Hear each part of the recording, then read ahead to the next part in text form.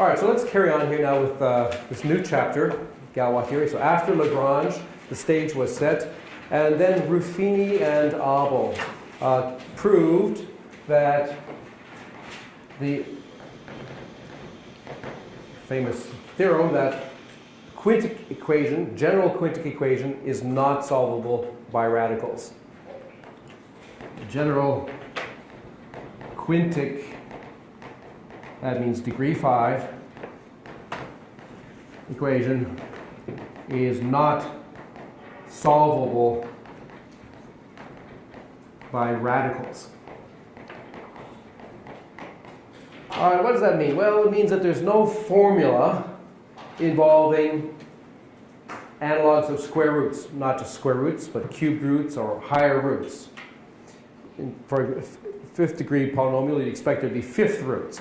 But you cannot write down a formula for a general quintic equation involving lots of fifth roots, even if they're nested inside each other and different kinds of radicals are involved.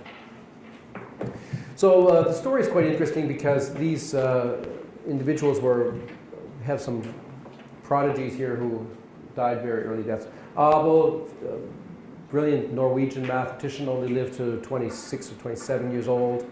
And then Galois, even more extreme, only lived till 21. Hot-headed French, brilliant mathematician. So if he had lived, well, both of these two had lived longer, they would have made even greater contributions than they already did. But even so, in their young lives, they made enormous contributions. The proofs of Ruffini and Abel were not entirely understood. Other people had to come along and maybe make some corrections and reinterpret and so on and so forth. So when Galois came along, his question was, all right, so the general degree 5 equation is not solvable, but sometimes they are. So he was interested in which equations are solvable by radicals. If you actually have an equation in front of you, how can you tell whether it is solvable or not? And his idea is that if you have an equation, say degree 5 or a degree higher or whatever, then you could associate to that a group of symmetries. He's following Lagrange here. But he introduced a group of symmetries, basically permutations of roots. It's the same kind of thing that Lagrange was looking at. But he went further and he associated to these things fields.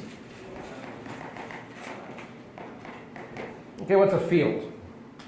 So a field is basically an arithmetical domain, which is a lot like the rational numbers, where you have your 4 operations of addition, multiplication, subtraction, and division. And of course, the standard field is the field of rational numbers. But Galois also realized that it was possible to consider larger fields. For example, you might say have field where you would join say a variable. So this, say, the rational numbers by rat, or maybe Q of P. Then Q of P would be rational functions in a variable P. For example, maybe something like P cubed minus 2P over 1 plus, or 1 minus 7P squared. So this is called a rational function in the variable P. And you can add these two things. You can add such things and multiply them and subtract them and divide them. And they have the same kinds of algebraic structure as does the field Q. So this kind of algebraic object, the idea of a field, Galois' idea is to somehow see that there was a correspondence between groups and fields. And this is really what allowed him to basically set out a theory of how to address this interesting question. All right, so to give you a sense of that, without going into considerable details that are required if you can do it properly, I want to have a look at an example. And this example is it's a simple example, but it's still instructive. It comes from what relatively recent work, maybe 50 years ago, by Verriest. And it's nicely laid out in Morris Klein's monumental book volumes on the history of mathematics called Mathematical Thought, from ancient to modern times. Okay. Highly recommended book. Okay, so what we're doing is we're looking at a relatively simple equation, this fourth degree equation here, x to the fourth plus px squared plus q equals 0. The advantage in that is that it's really quadratic in x, so we can actually write down all the solutions. We can see what's going on in this case. Because you can solve the quadratic equation for x squared, that's basically what I've done inside here, and then you can take the square root of that, plus or minus square roots, to get 4 zeros. And we don't really care about what p and q are. You can almost think of them as being variables here. So when we write p squared minus 4q square root, let's call that w, what this really means is that we're introducing a symbol w, is a symbol, such that if you square it, then you get p squared minus 4q.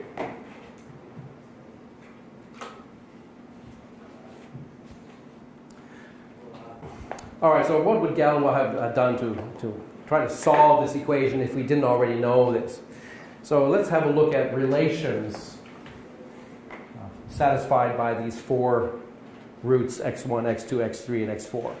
First, we should introduce a field. So let's let R be Q adjoined P and Q. P and Q are exactly these variables that are appearing there. So this is the field of rational functions.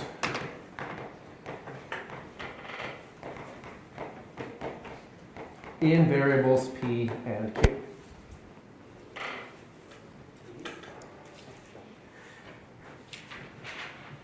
All right, so these 4 numbers satisfy certain relations. Let's see what the relations are. Relations actually in this field are. Relations are pretty simple because we see that x1 and x2 are negatives of each other. So x1 plus x2 happens to equal 0, and x3 plus x4 also happens to equal 0. That's completely obvious because this one is just the negative of this one. Okay. So those are 2 relations satisfied by these 4 solutions, whatever they might really be. Okay, now Galois would say, all right, let's ask, what are the permutations of these 4 things that maintain these relations? So these relations,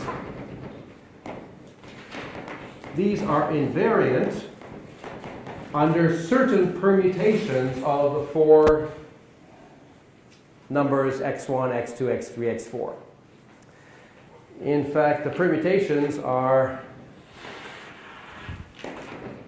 D form, which consists of the identity 1, 2, 3, 4, 1, 2, 3, 4,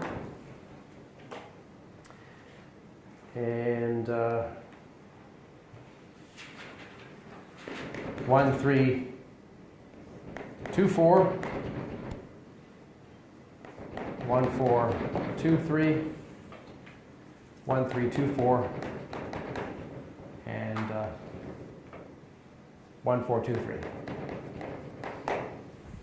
Okay, it's actually a set, I suppose. This is a subgroup of the full group of permutations. And I'm writing things in cycle form in the way that I talked about in my last lecture. So what do we mean here? So if you take 1, 2, what does it do? It just permutes x1 and x2. Okay. If you permute x1 and x2, then this relation is still satisfied. If you permute 3 and 4, the relation is still satisfied. In fact, we could permute 1, 2, and 3, 4, and the relation is still satisfied. However, you are not allowed to permute 1 and 3.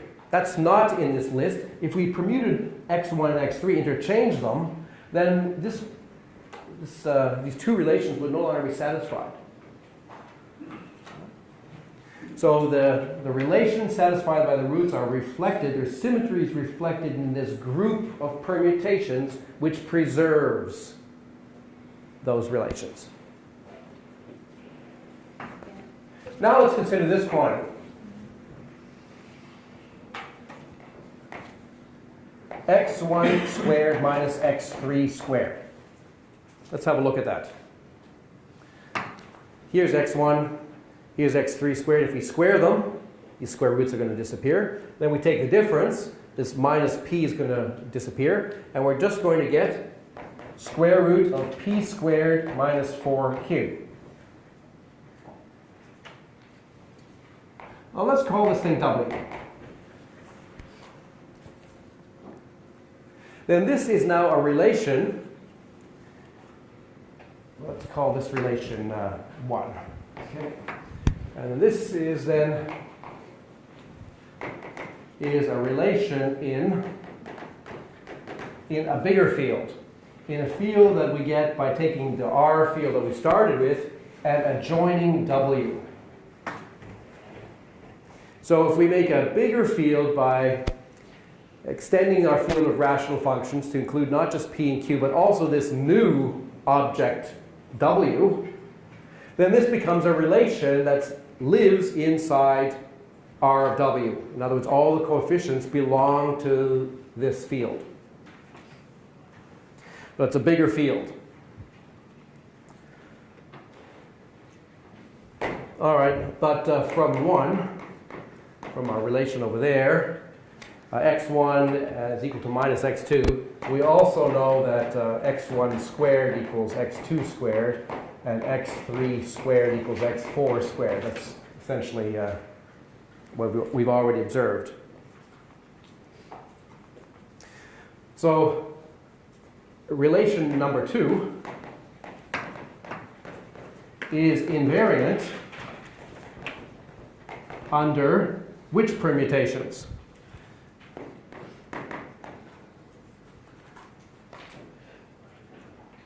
Not all the permutations that we had previously are going to preserve this relation.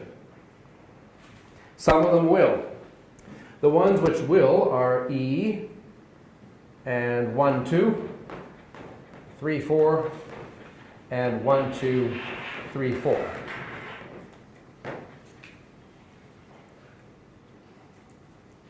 So note that 1, 3, 2, 4 does not.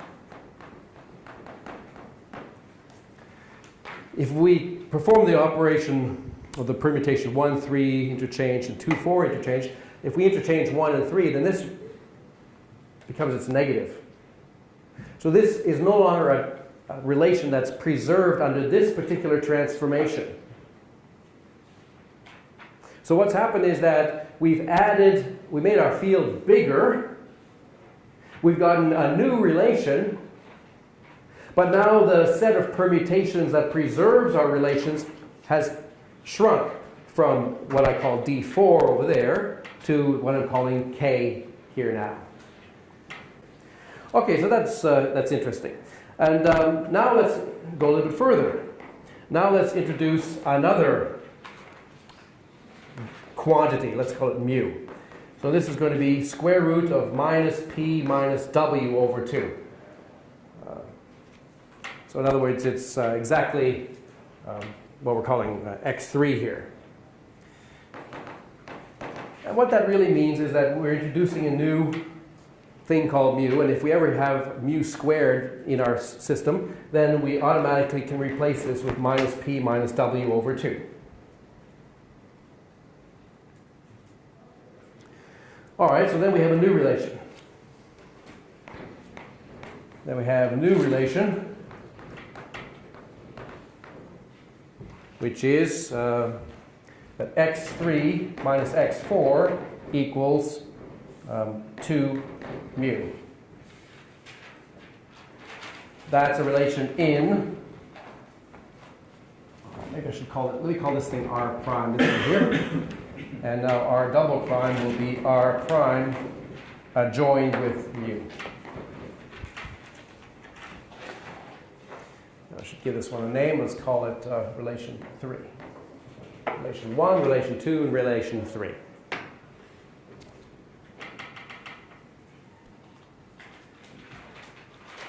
So this is a new relation that's valid because we extending our field by adjoining another abstract object subject to some particular algebraic relation. The field's gotten bigger, we've gotten a new relation, but that means that the set of symmetries, or the set of permutations that preserves this new relation as well as the other ones, is cut down yet again. So this is now invariant under, if we look at the previous group, not all of them will preserve this. In particular, this one will not preserve it. If we interchange 3 and 4, then this relation is no longer true. It's replaced with its negative there. However, interchanging 1 and 2 doesn't do anything to this. So the new group is Z2, which is just E together with 1, 2.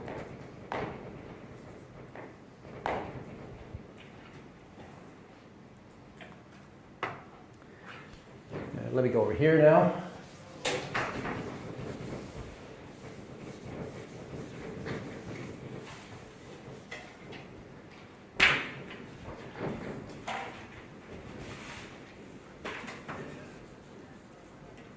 And so finally, let's introduce yet another new variable. Let's call it eta, which is the other thing that we kind of need to get all these zeros. Minus p plus w over 2. W is just square root of p squared minus 4q. And let's define r triple prime to be r double prime adjoined this eta. All right, then we have a new relation that x1 minus x2 equals 2 eta. We should call that 4. So this is a relation in R cubed. And now it's invariant. It is invariant only under the identity group, which is just E.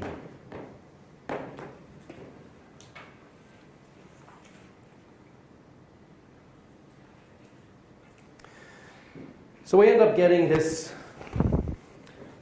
corresponding family of groups and corresponding family of fields. So at the level of groups, we had E inside Z2, inside what we call K, inside D4. And at the level of fields, we had this field that we originally started with R, which was just the field adjoined the variables P and Q. And then contained inside that is R prime, which was, I remind you, R adjoined W. And then inside that is R double prime, which was R prime adjoined mu. And then that's inside R triple prime, which was R double prime adjoined eta. And so this is a correspondence.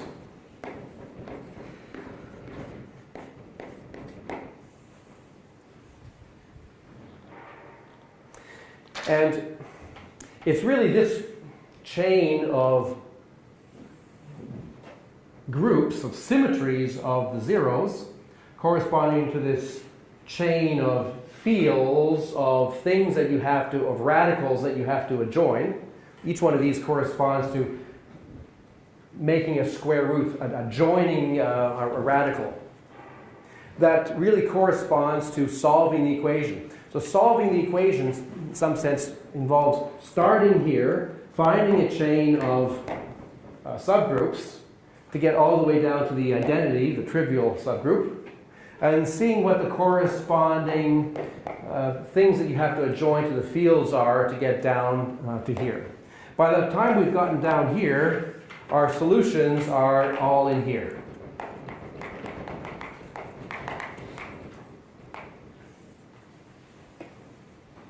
All right, so this is a very lightning quick introduction of Galois theory, but this is a fundamental kind of correspondence, the idea of groups and fields corresponding.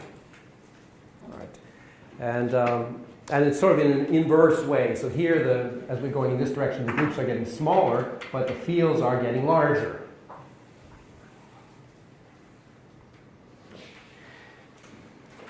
With this strategy, so Galois realized that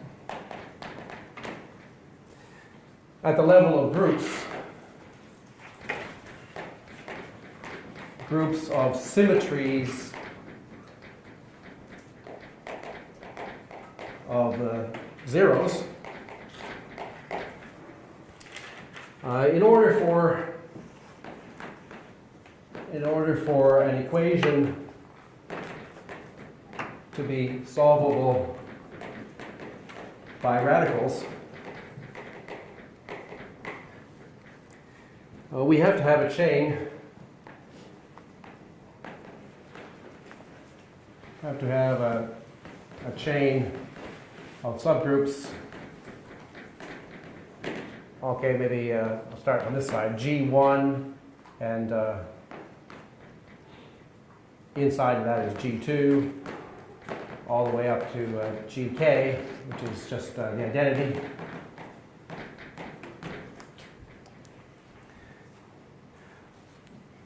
With the additional properties that one G2 is normal, or say Gn is normal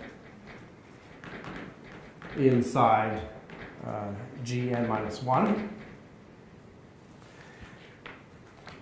And that's a technical thing about groups. Basically, it means that if you conjugate Gn, so if you take G, Gn, G inverse, and that's equal to Gn for any G in Gn minus 1. So you can roughly think of it as being stable under a conjugation type of action. And the second property is that somehow if you take the bigger group Gn minus 1 and you mod out by the subgroup, that you need to have a cyclic group. This should be a cyclic group corresponding to the equation, so x to the p equals a.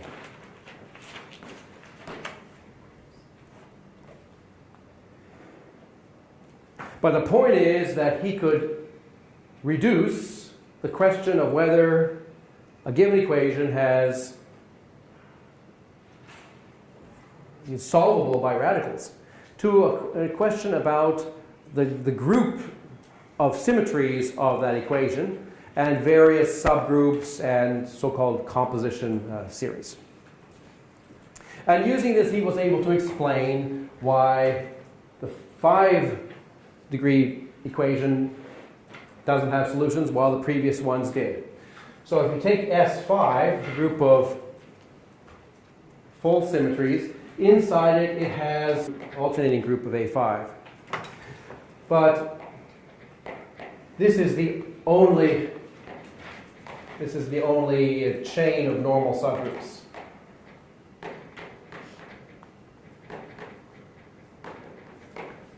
And this one is not cyclic.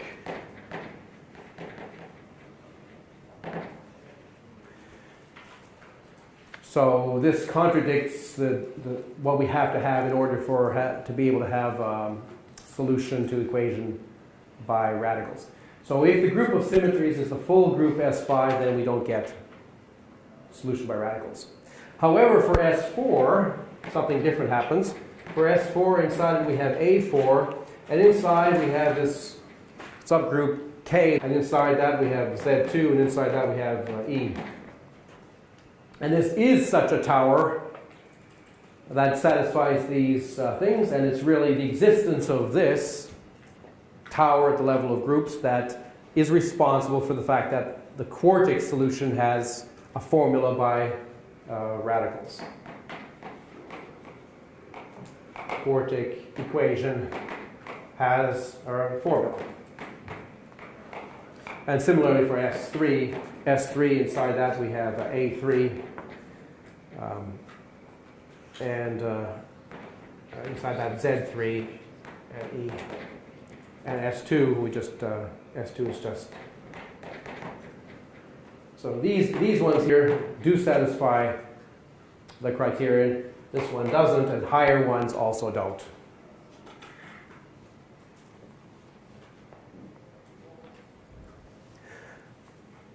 All right, this was a tour de force of Galois. He wrote it down under trying conditions because, he didn't live very long. He was killed in the duel. Legend has it that he spent his last evening feverishly writing stuff up instead of getting a good night's sleep. But in any case, but it took decades for people to understand Galois' work, so it was decades before it was published.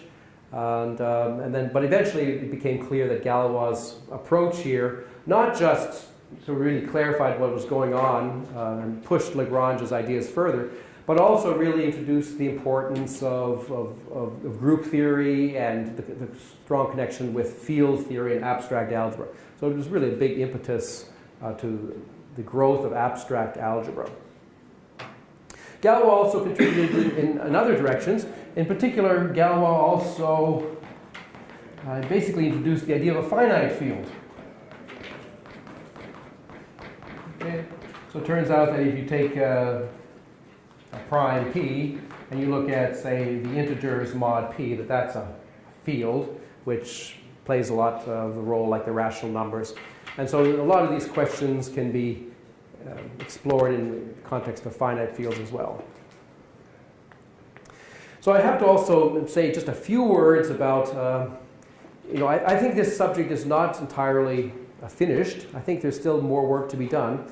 Many modern treatments of Galois theory don't really spend too much time going back to Galois' original thinking, so I'm hoping this will maybe interest people in the actual historical origins, and I think it's good to have.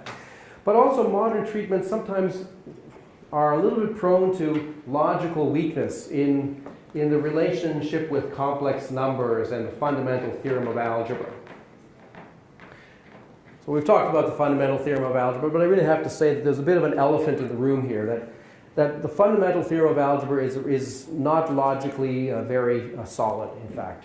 And it really requires infinite processes to really pin down the proof. And in the modern computer age, a lot of these infinite processes are starting to look increasingly suspect. That you can't easily put them on your computers. So a lot of these arguments are, although they've been accepted more or less historically, I think they're going to be called into question more.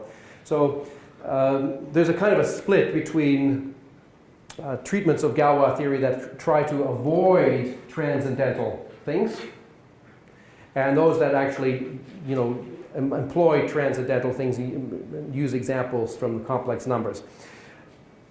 What I've shown you here is in principle doable completely without any reference to complex numbers. We can just work algebraically in terms of extensions. And that, I think, is really more in the spirit of Lagrange and Galois, and I think that's really where the future is going to be in this direction. All right, so a very interesting chapter of 19th century mathematics with still lots of applications today.